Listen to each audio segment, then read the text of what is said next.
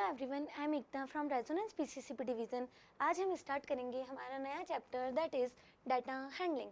Data handling last chapter में हमने पढ़ा था इंट्रोडक्शन टू ग्राफ। ये उससे थोड़ा सा रिलेट करता है बिकॉज हम ग्राफ पर कई चीज़ें रिप्रेजेंट करते हैं। इस चैप्टर में भी हम हमारे न्यूमेरिकल फिगर्स को एक ग्राफ में रिप्रेजेंट करेंगे, बस थोड़ा सा डिफरेंस होगा। इसमें हम टेबल्स बनाएंगे जिन टेबल्स को हम बोलते हैं फ्रीक्वेंसी डिस्ट्रीब्यूशन टेबल। तो सबसे पहले हम डाटा हैंडलिंग चैप्टर में स्टार्ट करते हैं। डाटा क्या होता है? सबसे पहले अगर हम डाटा की बात करें, व्हाट इज़ डाटा?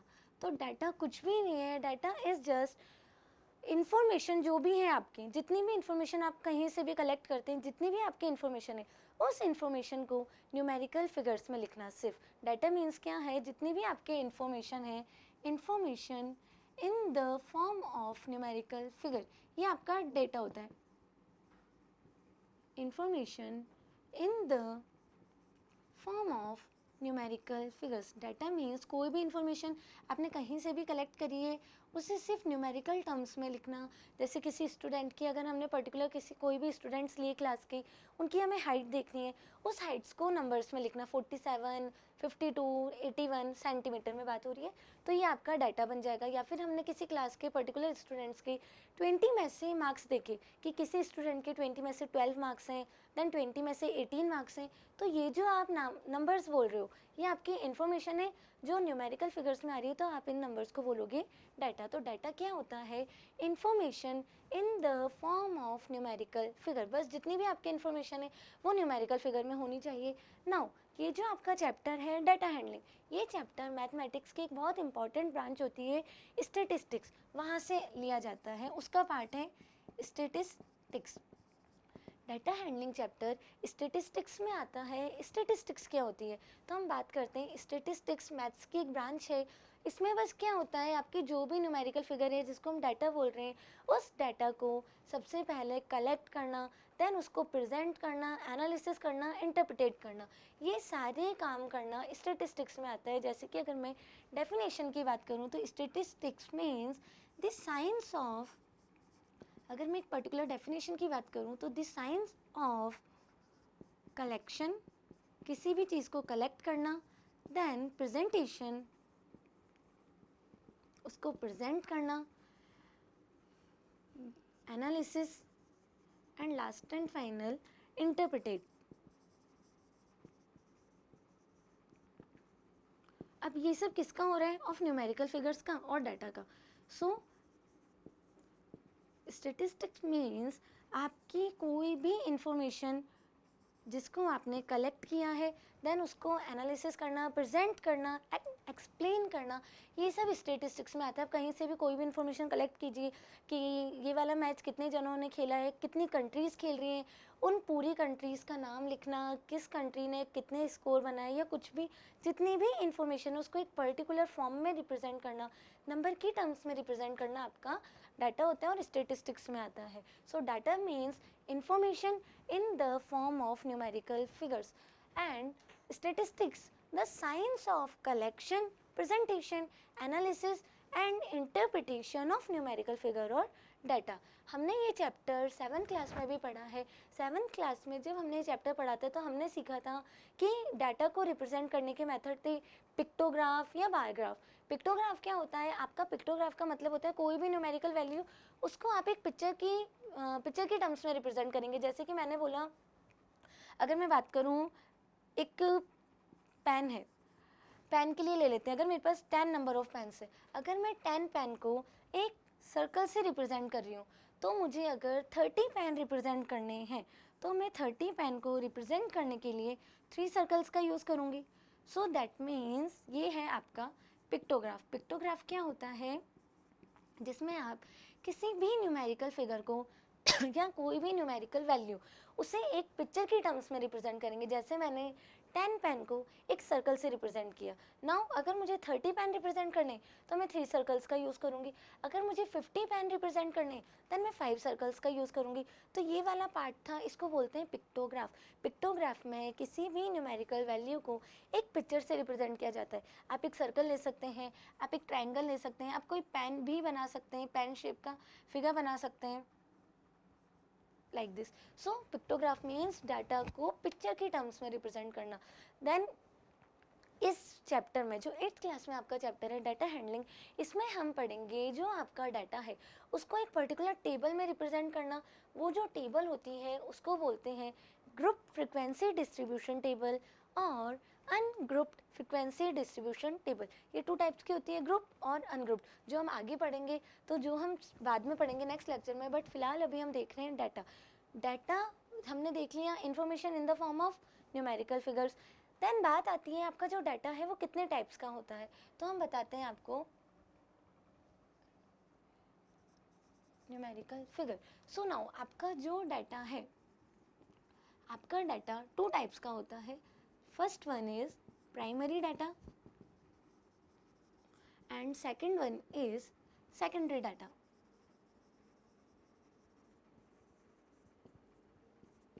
आपका डाटा 2 टाइप्स का होता है, प्राइमरी एंड सेकेंडरी. अब प्राइमरी डाटा क्या होता है और सेकेंडरी डाटा क्या होता है.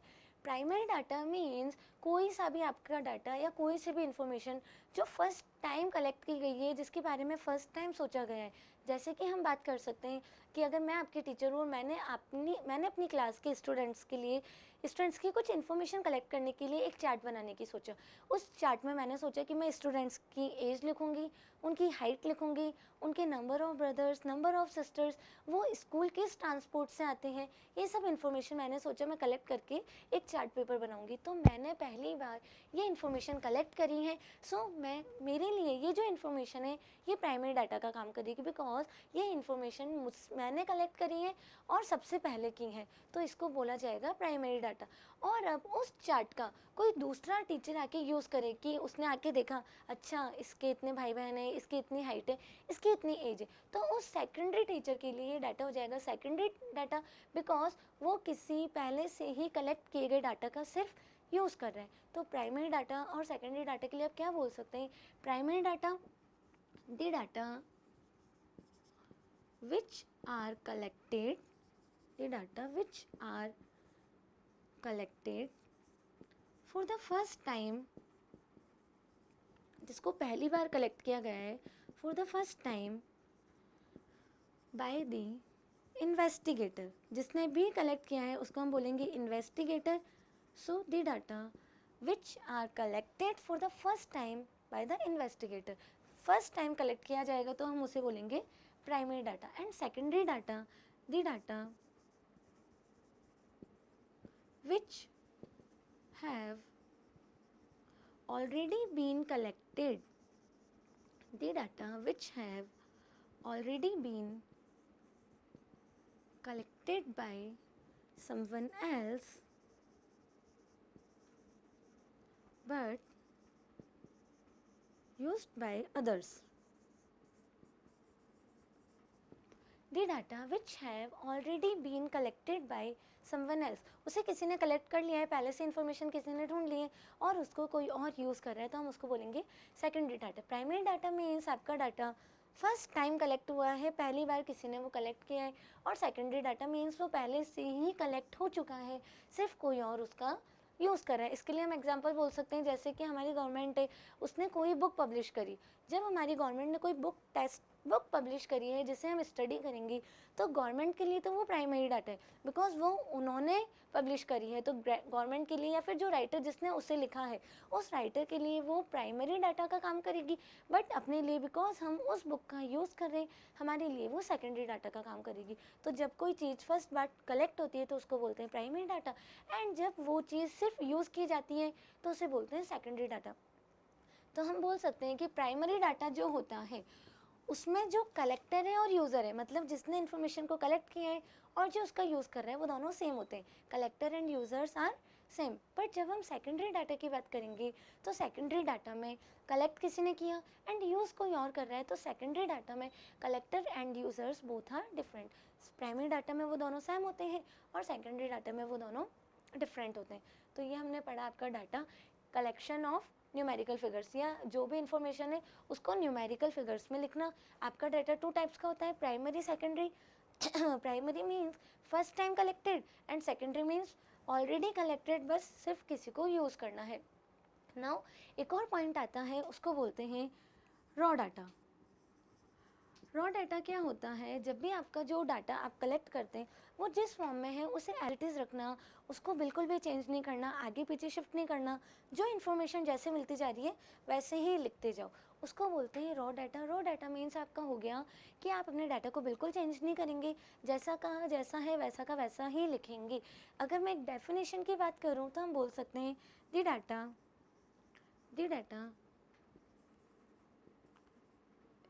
इन complied form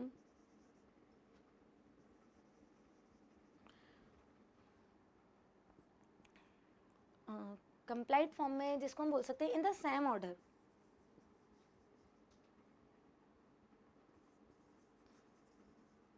in which it is collected, in which it is collected. जैसा आपने अपने डाटा को कलेक्ट किया है ये उसी फॉर्म में, जो आपका डाटा है वो जिस फॉर्म में आपने कलेक्ट किया है उसी सेम ऑर्डर में रहता है, उसी सेम फॉर्म में रहता है। तो हम हमारे डाटा को, अगर आप अपने डाटा को कंप्लीट मीन्स कंपोज करेंगे, अपने आपने डाटा को लिखा है जिस फॉर्म में है सेम ऑर्डर, आपको उसका ऑर्डर चेंज नहीं करना। अगर आपने अपने डाटा को सेम ऑर्डर में लिखा है जिस ऑर्डर में उसे कलेक्ट किया था तो हम उसको बोलते हैं raw data. And raw data is also known as, it इज़ also known as crude data, CRUDE, it is also known as crude data। आप अपने रॉ डाटा को क्रूड डाटा भी बोलते हैं। तो रॉ डाटा मीन्स क्या हो गया, सिंपल सी बात, जो भी आपका डाटा है ना सिर्फ आप उसको चेंज नहीं करेंगे, जैसा का जैसा ऑर्डर है, जो उसकी फॉर्म है, जैसा जैसा आपको मिलता जा रहा है उसी वे में लिखते जाइए, आपको उसे किसी भी फॉर्म में अरेंज नहीं करना है, जैसा है वैसा का वैसा लिखते जाइए। अगर क्लास में किसी स्टूडेंट्स के मार्क्स आ रहे हैं तो फर्स्ट के जो मार्क्स आए वो लिख दिए, सेकंड के जो आए वो लिख दिए, थर्ड के जो आए वो लिख दिए, एज इट इज़ मार्क्स लिखते जाइए और देखते जाइए, वो आपके हैं रॉ डाटा। नाउ अगर हम हमारे ये जो रॉ डाटा है इस रॉ डाटा को अरेंज कर देंगे तो इसका एक अलग नाम हो जाएगा रॉ डाटा। मीन्स तो आपको उसको बिल्कुल भी चेंज नहीं करना है, जैसा का जैसा वैसा ही लिखना है। लेकिन अगर अब हमारे रॉ डाटा को, if raw data is arrange, अगर आप उसको अरेंज कर देते हैं इन असेंडिंग और डिसेंडिंग ऑर्डर, आपने उसे किसी भी वे में अरेंज कर दिया, असेंडिंग और descending order, then it is called, अगर आपने उसको अरेंज कर दिया तो आप उसको बोलेंगे अरेंज डाटा। आपने उसको एक फॉर्म में अरेंज किया है, then it is called arrange data. And या फिर और उसको बोलते हैं अरे, ARRAY, अरे। अगर आपका जो रॉ डाटा था that means as it is form, no change, कुछ भी हम चेंज नहीं करेंगे। लेकिन अगर आप अपने रॉ डाटा को चेंज अरेंज करते हैं असेंडिंग ऑर्डर या डिसेंडिंग ऑर्डर, जो भी आपकी वैल्यूज़ होती हैं, डाटा मीन्स न्यूमेरिकल वैल्यूज़, आप अपनी न्यूमेरिकल वैल्यूज़ को असेंडिंग ऑर्डर में यानी कि स्मॉलेस्ट टू लार्जेस्ट और डिसेंडिंग ऑर्डर में मीन्स लार्जेस्ट टू स्मॉलेस्ट, किसी भी वे में उनको अरेंज कर देंगे तो हमारा जो डाटा है वो बन जाएगा अरेंज डाटा, और जिसको हम एरे भी बोलते हैं। सो ये आपका डाटा वाला पार्ट था। डाटा क्या होता है, information in the form of numerical figures. Data two type का होता है, प्राइमरी सेकेंडरी। फर्स्ट बार कलेक्टेड तो प्राइमरी, एंड कोई यूज़ कर रहे तो सेकेंडरी। देन हमने पढ़ा raw data. Raw data means data जिस फॉर्म में है उसी फॉर्म में रहेगा, no change. After this raw data को अगर आप अरेंज कर दोगे असेंडिंग और डिसेंडिंग ऑर्डर में तो इसको बोलेंगे अरेंज डाटा और एरे। ये हमारा डाटा वाला पार्ट था। ये जो रॉ डाटा है इसके लिए अगर मैं एक एग्जाम्पल की बात करूँ कि अगर in a class of 20 students,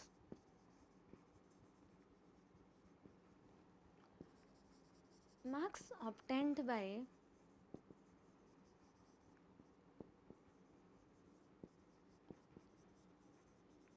students out of 10 are as follows।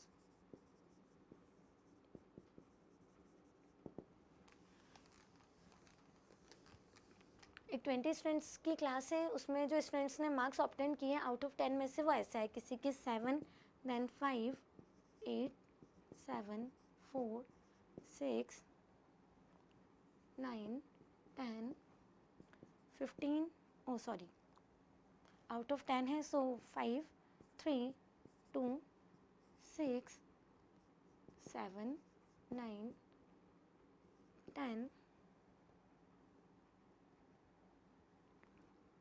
3, 0, 4, 8 and 9। ये आपके मार्क्स हैं। फर्स्ट स्टूडेंट के मार्क्स आए 7, then 5, then 8, 7, 4, 6, 9, 10 in this order. मैंने इसे किसी भी फॉर्म में अरेंज नहीं किया, जिसके जो मार्क्स थे वही लिख रहे हैं। सो इस फॉर्म में आपके डाटा को बोलेंगे रॉ डाटा, बिकॉज आपने इसको चेंज नहीं किया है। जिसके जो मार्क्स थे एज इट इज़ आपने लिख दिए। स्टार्टिंग 7 से हुई थी और लास्ट मार्क्स 9 थे, हमने उसी वे में लिखा, किसी को चेंज नहीं किया। तो इस वे में, इस फॉर्म में जो आपका डाटा है उसको बोलते हैं हम रॉ डाटा। अब इन्हीं मार्क्स को अगर आप असेंडिंग ऑर्डर में जमा दोगे, लाइक सबसे स्मॉलेस्ट मार्क्स हैं आपके 0 एंड हाईएस्ट मार्क्स हैं आपके 10, अगर आप इनको smallest to highest that means ascending order में अरेंज करोगे, तो इस डाटा को आप बोलोगे एरे और अरेंज डाटा। ये आपका रॉ डाटा का एग्जाम्पल हो गया। डाटा जो है उसी फॉर्म में रहेगा, इसको आप चेंज नहीं करोगे। नेक्स्ट पॉइंट है आपका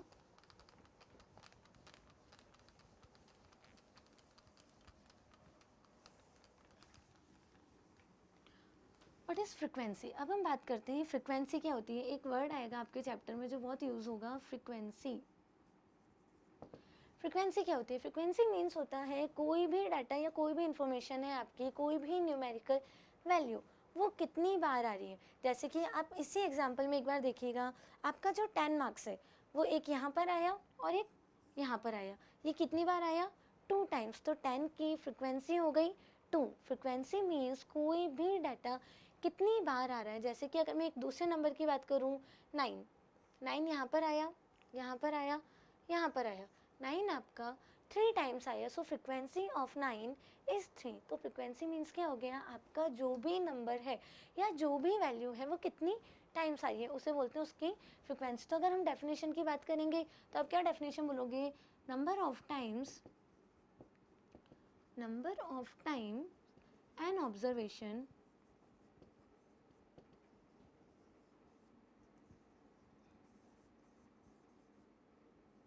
occurs. Number of times an observation occurs, कोई भी ऑब्जर्वेशन कितनी बार आ रही है, इज कॉल्ड इट्स फ्रिक्वेंसी। कोई भी ऑब्जर्वेशन कितनी बार आ रही है उसे हम बोलते हैं उसकी frequency. Number of times an observation occurs is called its frequency. जो भी डाटा जितनी बार आ रहा है, इसी एग्जाम्पल में frequency of 9 is 3 and frequency of 10 is 2। तो ये हो गई फ्रिक्वेंसी। कोई भी ऑब्जर्वेशन कितनी बार आता है उसे बोलते हैं उसकी फ्रिक्वेंसी। नाउ फ्रिक्वेंसी के बाद अब हमने अपने स्टार्टिंग में आपको बताया था कि आप यहाँ पर डाटा को 2 टेबल्स में रिप्रेजेंट करेंगे। फर्स्ट होती है group frequency distribution table and second one is ungrouped frequency distribution table.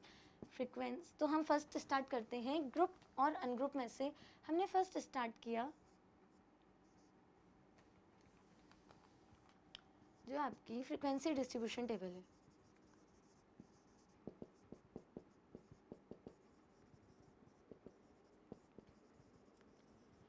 इसका फर्स्ट पार्ट अगर हम स्टार्ट करें अनग्रुप से, अनग्रुप्ड और ग्रुप्ड होती हैं ungrouped frequency distribution table.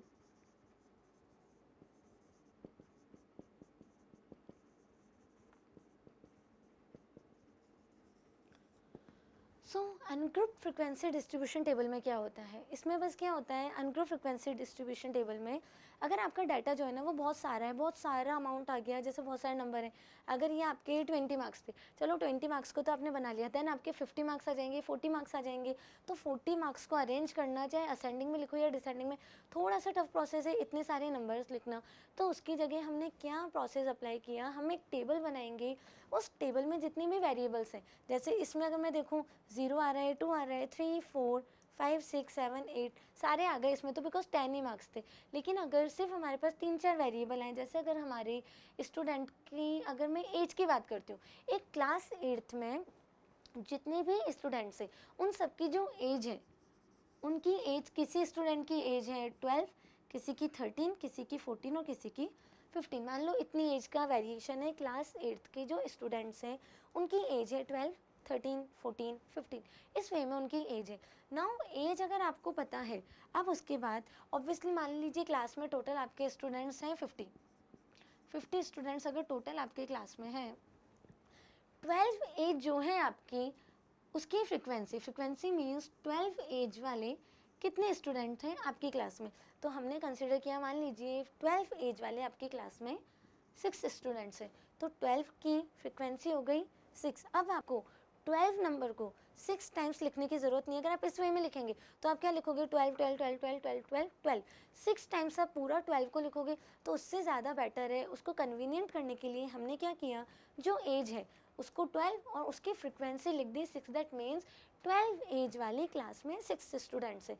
Now 13, अगर मैं 13 की बात करूँ तो 13 एज वाली क्लास में 27 स्टूडेंट्स हैं जिनकी एज 13 है। सिमिलरली 14 एज वाली क्लास में 11 स्टूडेंट्स हैं जिनकी एज 14 है, और 15 एज वाली क्लास में 6 स्टूडेंट्स हैं। तो आप देख लीजिए हमने क्या किया, कितना सुटेबल हो गया हमारे लिए, कितना ईजी हो गया 15 नंबर्स को लिखना। अगर मैं इस वे में लिखती तो 50 नंबर्स को लिखना इतना टफ होता, और उसकी जगह हमारी एक छोटी सी टेबल में काम हो गया।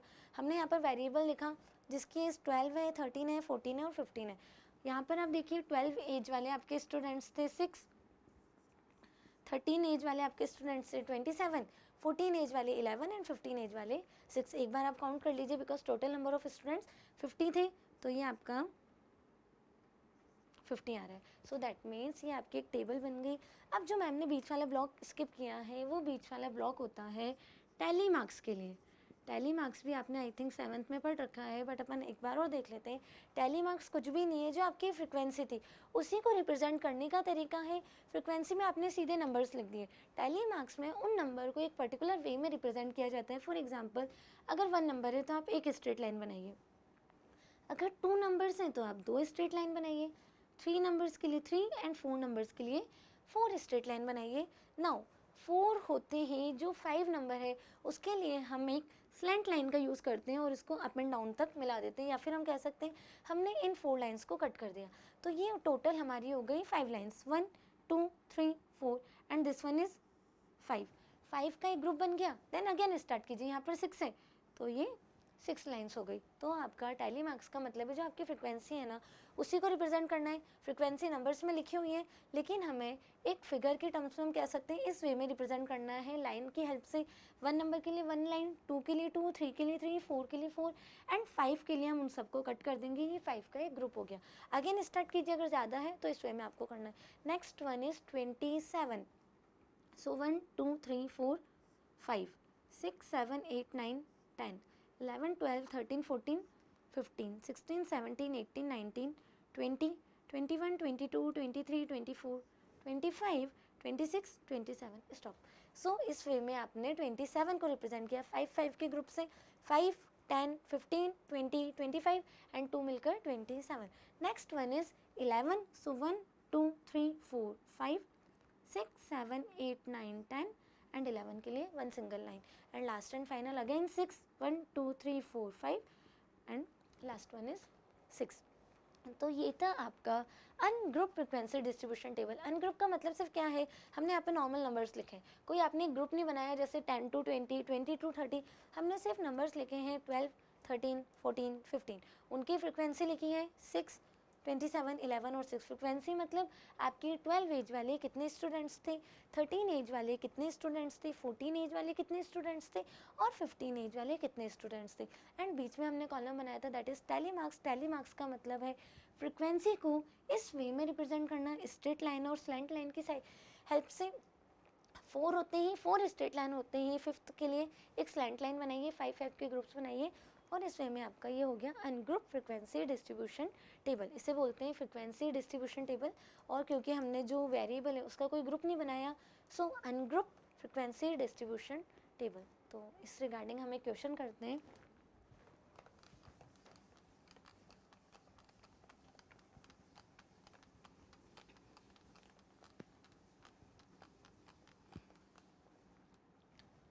Question number first, construct frequency distribution table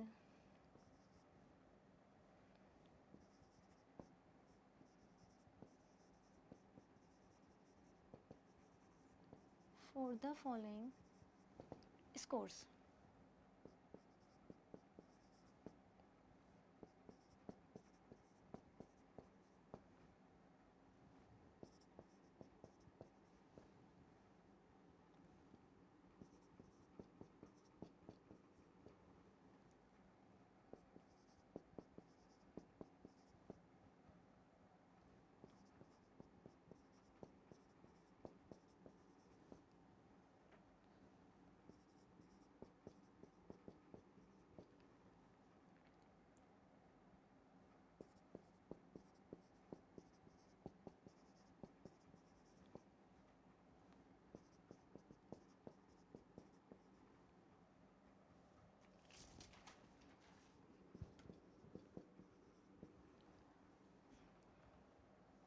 15, 18, 16, 20, 25, 24, 25, 20, 16, 15, 18, 18, 16, 24, 15, 20, 28, 30, 27, 16, 24, 24, 20, 18, 28, 27, 25, 24, 25 and 18। मान लीजिए कि आपका एक स्कोर दिया गया है कि कोई भी चीज़ें मान लीजिए किसी टेस्ट के मान लेते हैं, किसी टेस्ट में आउट ऑफ 30 में से ये मार्क्स आए हैं किसी भी स्टूडेंट्स के, आउट ऑफ 30 में से स्टूडेंट्स के ये मार्क्स आए। नाउ आपको एक टेबल बनानी है, तो आप देखिए ये सारे मार्क्स में से कौन सा मार्क्स आ रहे हैं, हम देख लेते हैं एक बार। मिनिमम वैल्यू की अगर मैं बात करूँ 15 एंड आई थिंक इट्स 15, सबसे मिनिमम वैल्यू जो है वो 15 है। अगर हम वेरिएबल की बात करेंगे तो हमारी जो टेबल है उसमें हम लिखेंगे scores, second column is 4, tally marks and third column is 4, frequency. तो सबसे पहले हम हमारे टोटल वेरिएबल्स देखते हैं कितने कितने वेरिएबल। एक मेरे ख्याल से 15 फर्स्ट वेरिएबल है आपका 15, second variable is 16, after 16 17 number नहीं आ रहा है तो उसको स्किप कीजिए, देन 18 के बाद आपका वेरिएबल है 19 भी नहीं है 20, बिकॉज 19 नहीं है 19 को स्किप कीजिए 20, after 20 the next variable is 24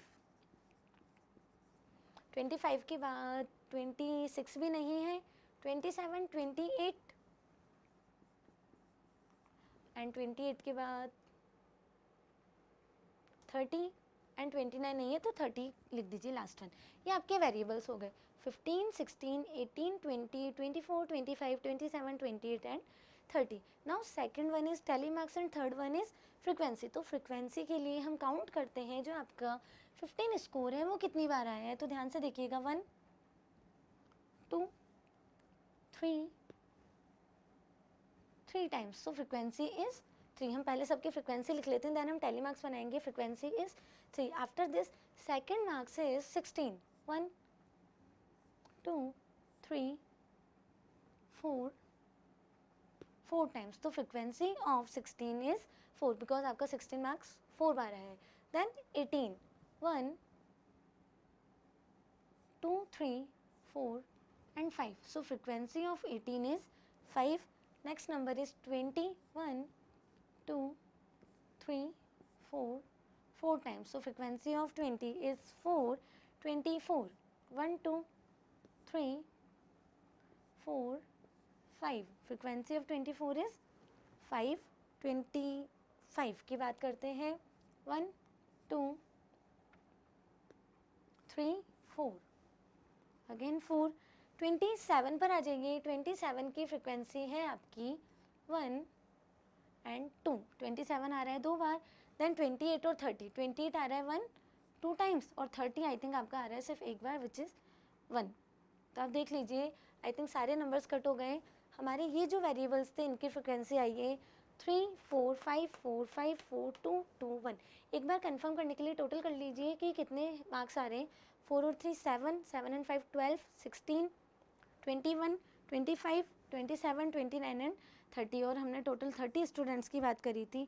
तो यस हमने बिल्कुल सही बनाया है, दैट इज़ 30 आपके हो गए टोटल स्टूडेंट्स। नाउ फ्रिक्वेंसी के बाद हम टैली मार्क्स को बना लेते हैं जल्दी से। 3 means 3 straight line, 4 means 4 straight line, 5 1 2 3 4 and एक स्लैंट साइड। 4 के लिए अगेन 1 2 3 4, 5 1 2 3 4 5, 4 के लिए 1 2 3 4, 2 के लिए 2 स्ट्रेट लाइन, अगेन 2 के लिए और 1 के लिए एक स्ट्रेट लाइन। तो ये है आपकी अनग्रुप्ड फ्रिक्वेंसी डिस्ट्रीब्यूशन टेबल। आपको स्कोर दिए थे, आपको जो वैल्यूज़ दी थी आपने सबसे पहले वेरिएबल स्कोर्स को लिखा, देन आपने टैली मार्क्स, पहले फ्रिक्वेंसी लिखी आपने एंड फ्रिक्वेंसी के अकॉर्डिंग आपने टैली मार्क्स को अरेंज किया। Total students are 30। तो ये है आपकी अनग्रुप्ड फ्रिक्वेंसी डिस्ट्रीब्यूशन टेबल।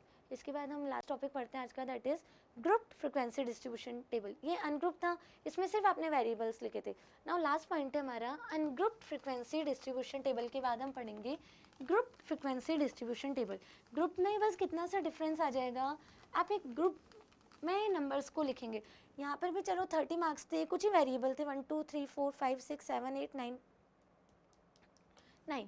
सो 9 नंबर्स को लिखना भी इतना टफ नहीं है, बट अगर हम बात करें 100 मार्क्स में से किसी स्टूडेंट के मार्क्स आ रहे हैं 10, किसी के 12, किसी के 13, किसी के 18, देन 19, 100 में से 15, 50, 54, 59, इतने सारे वेरिएबल अगर आपको मिलेंगे तो 100 मार्क्स को लिखना बहुत टफ हो जाएगा। तो उससे बेटर है कि हम एक ग्रुप बना लें। जैसे कि हम क्या करते हैं, 0 से 10 का एक ग्रुप बना लिया, देन 10 से 20 का एक और ग्रुप बना लिया कि 0 से 10 मार्क्स वाले इस ग्रुप के अंदर डाल देंगे, देन 10 to 20 वाले हम इसमें रखेंगे, 20 to 30 वाले इस कॉलम में आ जाएंगे, 30 to 40, 40 to 50, 50 to 60, 60 to 70, 70 to 80, 80 to 90 and last and final 90 to 100। ये हमने एक ग्रुप बना लिया, या आप इनको बोल सकते हैं क्लास इंटरवल। पहले तो हम बात कर लेते हैं, हम बात कर रहे हैं group frequency distribution table. Grouped frequency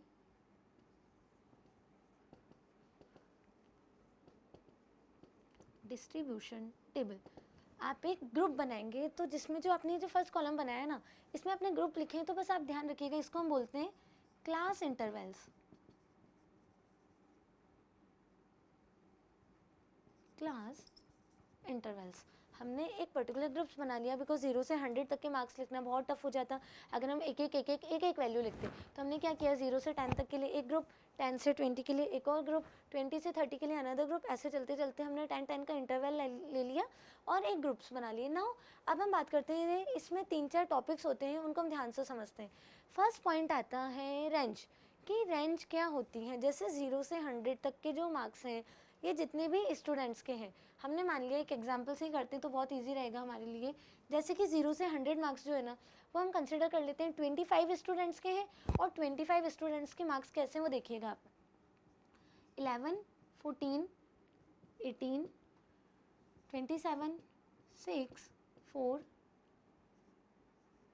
81, 12, 15, 95, 54, 63, 67, 83, 94, 98, 41, 53, 85, 42, 36, count कर लीजिए, 1 2 3 4 5 6 7 8 9 10 11 12 13 14 18 19 20 21 22, then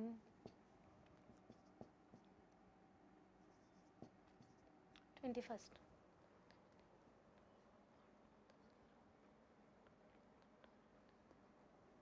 ये टोटल 25 मार्क्स हो गए हैं आपके, done.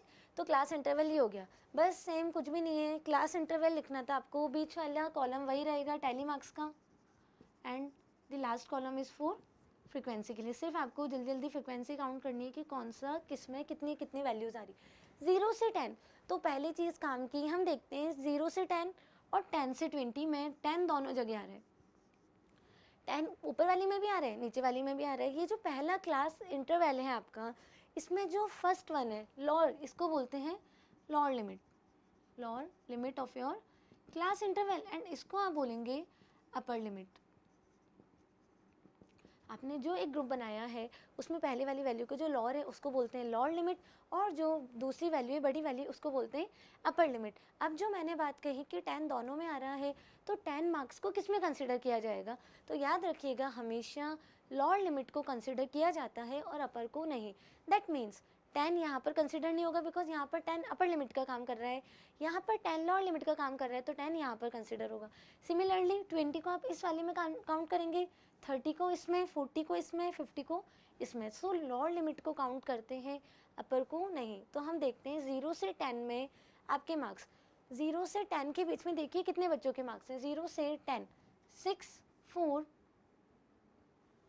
Finish, 2 marks are there, तो दैट मीन्स 0 से 10 की फ्रिक्वेंसी हो गई आपकी 2। सेकेंड इंटरवल इज 10 to 20, 10 से 20 के बीच में मार्क्स काउंट कीजिए, 11, 14, 18, 3, 4, 5, 6, 7, आई थिंक 7, सो 7 स्टूडेंट्स के मार्क्स हैं 10 to 20 के बीच में। देन 20 to 30, फर्स्ट 2 and 3, 23, ये मार्क्स आपके आ रहे हैं 20 to 30 के बीच में. So frequency of 20 to 30 class interval is 3. Next 30 to 40. 30 और 40 के बीच में आपके मार्क्स हैं 36. Only one, so 1. 40 to 50. 40 से 50 के बीच में 41 and 42, 2 marks. 50 to 60 class 50 to 60 के बीच में एक नंबर है, दैट इज 53. 50 to 60 के बाद इंटरवल आ गया हमारा 60 to 70. 62, ये जो 50 वाले में था 54 भी आ रहा है, सो 2 हो जाएगा. 60 to 70, 1 2 एंड 2 मार्क्स. 70 to 80, एक भी मार्क्स नहीं है तो आप 0 लिख दीजिए. 80 to 90, 1 2 एंड 3. और लास्ट 90 to 100, इट्स 1 2 एंड 3. आप देख लीजिए आपके सारे मार्क्स कट हो चुके हैं, हमने सारी वैल्यूज़ लिख ली हैं. एक बार काउंट कर लेते हैं, मैंने 25 स्टूडेंट्स लिए थे टोटल. सो सही आ रहा है कि हमारा 7 और 2 9 12 13 25. So total students are 25. So बिल्कुल सही है, हमने टोटल फ्रिक्वेंसी सारा लिख दिया करेक्ट. नाउ फ्रिक्वेंसी की जो टैली मार्क्स है वो तो हमने सीख ही लिया. 2 के लिए 2 स्ट्रेट लाइन, 7 के लिए 5 एंड 6 7, 3 के लिए 3 1 2 2 2, 0 के लिए स्किप कर दीजिए, 3 के लिए 3 एंड 3 के लिए 3. 0 के लिए आप स्किप कर दीजिए वो वाला ब्लॉक. सो ये आपका ग्रुप फ्रिक्वेंसी डिस्ट्रीब्यूशन टेबल था. इसमें सिर्फ क्या होना है, एक ग्रुप बना लीजिए, बिकॉज बहुत सारे नंबर्स हो गए, इनको आप कहाँ तक लिखोगे. सो सबसे अच्छा मेथड है आप एक ग्रुप बना लीजिए और ग्रुप के अकॉर्डिंगली फ्रिक्वेंसी और टैली मार्क्स लिखिए. नाउ ये जो ग्रुप है इसमें हमारे 3-4 पॉइंट्स हमें डिस्क्राइब करने होते हैं. पहला पॉइंट तो हमने यही देख लिया, जो क्लास इंटरवल है उस क्लास इंटरवल में पहले वाली या जो कम वैल्यू है, लोअर वैल्यू है, उसे बोलते हैं लोअर लिमिट, और जो हायर वैल्यू है उसे बोलते हैं अपर लिमिट. लोअर लिमिट और अपर लिमिट के बाद हमारा एक पॉइंट आता है रेंज. रेंज क्या होती है, इसी ग्रुप फ्रिक्वेंसी डिस्ट्रीब्यूशन टेबल या इन वाले क्वेश्चंस में पर्टिकुलर एक पॉइंट आता है. What is range? रेंज क्या होती है? तो रेंज मतलब होता है, फर्स्ट पॉइंट हम यहाँ पर 2-3 डेफिनेशन देखेंगे. रेंज मीन्स होता है difference between highest value and lowest value. Range की डेफिनेशन क्या है, आपके जितने भी वैल्यूज़ आई हैं तो डिफरेंस बिटवीन मैक्सिमम या मिनिमम भी बोल सकते हैं और हाईएस्ट या लोएस्ट भी बोल सकते हैं, maximum value and minimum value का डिफरेंस जो होता है वो रेंज को रिप्रेजेंट करता है. Difference between maximum and minimum value. इसी एग्जांपल में ध्यान से देखिएगा, 0 से 10 के बीच में जो हमारी मिनिमम वैल्यू थी वो थी 4. ये आपकी मिनिमम वैल्यू थी 4. आप लिख सकते हैं lowest value is equal to 4. Then highest value, आपका जो क्वेश्चन है उसी में आप देखिए इस बार आपकी हाईएस्ट वैल्यू क्या है. तो आई थिंक हाईएस्ट वैल्यू थी आपकी 98. आप सारे डाटा को देखिए ध्यान से, तो हाईएस्ट वैल्यू है 98, lowest value 4, highest value 98. Then range क्या हो जाएगी आपकी, difference between highest and lowest. So 98 minus 4 which is equal to 94. तो रेंज हो गई है आपकी 94, highest value minus lowest value. ये आपकी फर्स्ट डेफिनेशन है इस वाले टॉपिक की. मतलब ये जो ग्रुप फ्रिक्वेंसी डिस्ट्रीब्यूशन टेबल है, range difference between highest and lowest value. Second point आता है आपका क्लास साइज और width.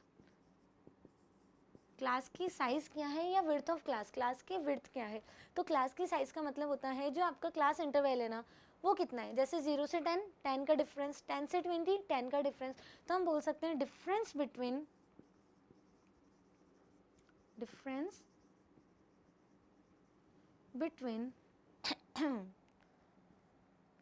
Upper limit and lower limit. Upper और लोअर लिमिट का डिफरेंस इस बार आपको, और and lower limit, difference between upper limit and lower limit का डिफरेंस जो है आपका वो रिप्रेजेंट करेगा क्लास के साइज को या विड्थ ऑफ क्लास. जैसे यहाँ पर देखिए 10 minus 0 it's 10, 20 minus 10 it's 10, 30 minus 20 10. तो यहाँ पर आपके इस वाले क्वेश्चन के लिए क्लास की साइज या विड्थ ऑफ क्लास हो गई है, that is 10. And third and final point is class size हो गई, विड्थ ऑफ क्लास हो गया, एंड लास्ट पॉइंट है आपका क्लास मार्क. कि क्लास मार्क क्या होता है. क्लास मार्क होता है जो आपकी वैल्यूज़ हैं, जो आपका डिफरेंस था ना अपर और लोअर लिमिट का, अगर डिफरेंस है तो क्लास की साइज आई है, और क्लास मार्क का मतलब है उनकी मिड वैल्यू, या फिर हम बोल सकते हैं एवरेज। एवरेज मतलब मिड वैल्यू ही होता है, तो average of upper limit and lower limit, average of upper limit and lower limit is called class mark. Upper और लोअर लिमिट का एवरेज, जैसे कि अगर मैं एक क्लास कंसिडर करूँ 10 to 20, अगर मैंने ये वाली क्लास आपकी कंसिडर करी है 10 to 20 और मुझे क्लास मार्क निकालना है, तो इनका एवरेज, एवरेज मीन्स दोनों का sum and divided by 2, so 10 + 20 it's 30, and 30 का हाफ आपका हो गया 15। सो पहला पॉइंट था range. Range means difference between maximum and minimum value, जो जितनी भी इंफॉर्मेशन, जितना भी डाटा है उसमें जो लोएस्ट वैल्यू है और जो अपर वैल्यू है, हाईएस्ट वैल्यू, उनका डिफरेंस तो आपकी रेंज को बताएगा। सेकंड पॉइंट क्लास की साइज ऑफ विड्थ, क्लास में जो अपर लिमिट और लोअर लिमिट है उनका डिफरेंस क्लास की साइज को बताएगा। And last point is class mark. Class mark मतलब होता है जो लोअर लिमिट और अपर लिमिट है उसका average, average means mid value, so दोनों का सम डिवाइडेड बाय 2, ये आपका क्लास मार्क को बताएगा। तो ग्रुप फ्रिक्वेंसी डिस्ट्रीब्यूशन टेबल में हम इस वे में क्वेश्चन करते हैं, एक आपने ग्रुप बनाया और टैली मार्क्स एंड फ्रिक्वेंसी। हम लास्ट एग्जांपल और कर लेते हैं इसका, ताकि आपको क्लियर हो जाएगा ग्रुप फ्रिक्वेंसी डिस्ट्रीब्यूशन टेबल का एक last and final question.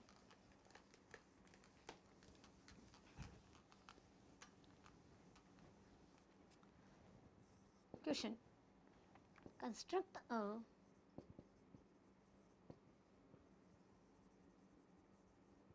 Group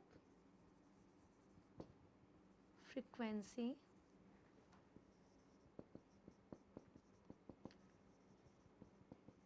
distribution table by taking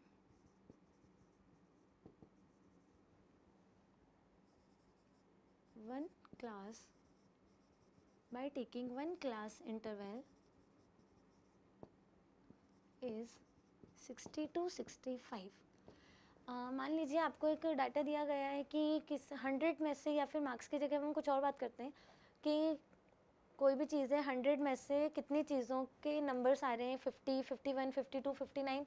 अगर आउट ऑफ 100 में से स्टूडेंट के मार्क्स ही ले लेते हैं, या कोई भी क्रिकेट मैच ले लेते हैं, उसमें 100 में से 100 में से कितने कितने स्कोर बनाए गए हैं। तो जैसे कि आप मान लीजिए किसी ने स्कोर बनाए 0, कोई 14 एंड 17, 81, 92, 65, 41। हम ऐसा करते हैं 50 तक रखते हैं, आउट ऑफ 50।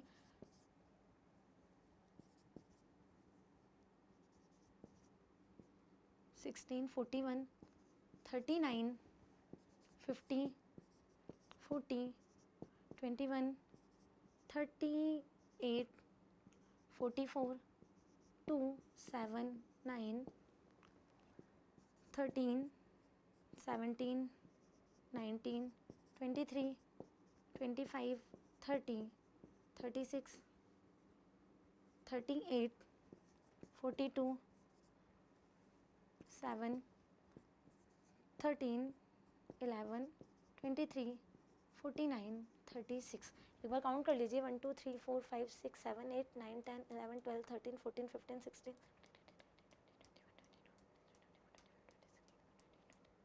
31। 31 हो गया, अपन 35 कर लेते हैं टोटल।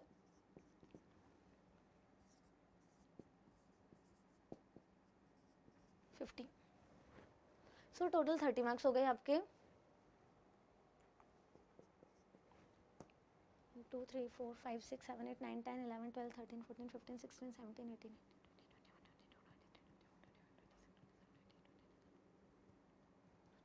ओके डन, ये आपके हो गए टोटल 35 चीज़ आउट ऑफ 50 में से ये मार्क्स आए ना। आपको इसकी टेबल बनानी है तो हम जल्दी से देखते हैं। सबसे पहले हम एक साथ ही इसी क्वेश्चन में सारी चीज़ कर लेते हैं, टेबल भी बना लेते हैं एंड रेंज भी कंसिडर करते हैं कि इस वाले डाटा की रेंज क्या है। रेंज क्या होगी, तो सबसे पहले रेंज का मतलब तो lowest value and highest value. Out of 50 marks आए, आप देखिए lowest marks is 0 and highest marks is 50, तो आप डायरेक्ट बोल सकते हैं जो इसका सॉल्यूशन है उसमें अगर आपसे रेंज पूछी जाएगी तो रेंज का आंसर तो इजीली आपका आ गया, highest minus lowest which is equal to 50 minus 0, so 50 तो आ गई आपकी रेंज। ना जब हम टेबल बनाएंगे तो फर्स्ट कॉलम में हम लिखते हैं स्कोर जो वेरिएबल है, एंड या फिर हम बात करें क्लास इंटरवल की, स्कोर और class interval. Now class interval इन्होंने आपसे बोला था 60 to 65, जब मैं आउट ऑफ 100 बात कर रही थी तो हम एक और ये बना लेते हैं 40 to 45, ये ज़्यादा बेटर रहेगा, और 0 to 10 ही ले लेते हैं, सबसे इजी। 0 to 10 की बात करते हैं। 0 से 10 के आपको आउट ऑफ 50 बनाने हैं, तो 0 से 10, 10 से 20, 20 to 30, 30 to 40 and last and final 40 to 50। ये आपने कॉलम्स बना लिए क्लास इंटरवल। 0 से 10, 10 से 20, 20 to 30, 30 to 40 and 40 to 50। Then बीच में आपको पता है आप टैली मार्क्स लिखते हैं, and last and final column जो होता है आपका, वो आपका फ्रिक्वेंसी को रिप्रेजेंट करता है। टोटल हमने 35 स्टूडेंट्स लिए हैं। नाउ आप ध्यान से देखिएगा, 0 से 10 के बीच में जल्दी जल्दी देखते हैं अपन कितने मार्क्स आ रहे हैं। 1, 0 से 10, 2, 3, 4, 5. So 5. Frequency of 0 to 10 class interval is 5. Then 10 to 20, 1, 2, 3, 4, 5, 6, 7, 8, 8. Frequency of 10 to 20 class interval is 8. Then 20 to 30, 1, 2,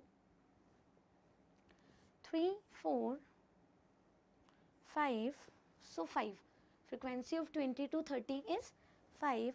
30 to 40 के बीच में मार्क्स हैं आपके 1, 2, 30 to 43, 4, 5, 6। ध्यान रखिएगा 30 to 40 में 30 को इसमें कंसिडर किया जाएगा 6 एंड 7, 8, 8 मार्क्स 30 to 40 की रेंज में आ गए 8, and last and final 40 to 50 की रेंज में फर्स्ट वन 30 to 40, 40 to 50 में 40 इसमें आएगा, और हमें एक और बनाना पड़ेगा 50 to 60 बिकॉज 50 भी है। सो 40 to 50 में first one, second one, third, third के बाद फोर्थ, फिफ्थ, सिक्स, 7। सो 7 और लास्ट एंड फाइनल 50 to 60 में 2 मार्क्स आ रहे हैं, एक तो ये वाला 50 एंड ये वाला 50। सो तो एक बार काउंट कर लीजिए, सही है क्या? 35। सो टोटल इज 35, बिल्कुल करेक्ट है। नाउ टैली मार्क्स को हम देख लेते हैं। 5, 1, 2, 3, 4, 5। 8 के लिए 1, 2, 3, 4, 5, 6, 7, 8। अगेन 5 के लिए 1, 2, 3, 4, 5। 8 के लिए 1, 2, 3, 4, 5, 6, 7, 8। 7 के लिए 1, 2, 3, 4, 5, 6, 7 और 2 के लिए 2 स्ट्रेट लाइन। तो ये आपकी टेबल हो गई। आपने पहले एक क्लास इंटरवल डिसाइड किया। ध्यान से देखिएगा, अगर आपको दिया गया है तो आपको वही लेना है, और नहीं दिया गया तो जो आपको सुटेबल लगे 10 10 का, 20 का, 50 का, 100 का और 5 5 का, जितना आपको सही लगे आप उतना ले सकते हैं। टैली मार्क्स और फ्रिक्वेंसी की टेबल बनाइए और इस वे में आपके क्वेश्चन होंगे। तो हमने आज देखा सबसे पहले डाटा क्या होता है, collection of information in the form of numerical figure. Data के 2 types, primary and secondary. Primary जो फर्स्ट बार कलेक्ट किया जाता है, एंड सेकेंडरी जो किसी ने कलेक्ट कर लिया और सिर्फ आपको यूज़ करना है। रॉ डाटा में जैसा का जैसा है वैसा ही जमा दो।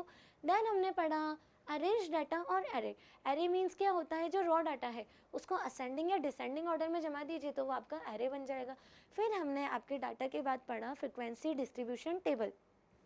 फ्रिक्वेंसी क्या होती है, कोई भी डाटा है वो कितनी बार आ रहा है, number of time and observation occurs is called its frequency. ये दो टाइप से हम एक टेबल बनाते हैं, ग्रुप फ्रिक्वेंसी डिस्ट्रीब्यूशन टेबल और ungroup frequency distribution table. Ungroup वाली में वैल्यूज़ को देखिए, वेरिएबल लिखिए, देन फ्रिक्वेंसी और उसके टैली मार्क्स को बताइए। एंड ग्रुप वाली में जब नंबर ऑफ ऑब्जर्वेशन बहुत ज़्यादा हो जाती हैं तो हम पर्टिकुलर ग्रुप्स बना लेते हैं और फिर उस अकॉर्डिंगली उनकी फ्रिक्वेंसी लिखते हैं और टैली मार्क्स बनाते हैं। जो ग्रुप वाला पार्ट था उसमें हमने 3 पॉइंट्स और पढ़े थे, रेंज, क्लास साइज और क्लास मार्क। रेंज मतलब highest value minus lowest value. Class size मतलब जो भी क्लास है उसकी अपर लिमिट और लोअर लिमिट का difference. And last and final class mark means upper limit और लोअर लिमिट का एवरेज और मिड वैल्यू। सो ये सब हमने देखा। नेक्स्ट लेक्चर में हम नेक्स्ट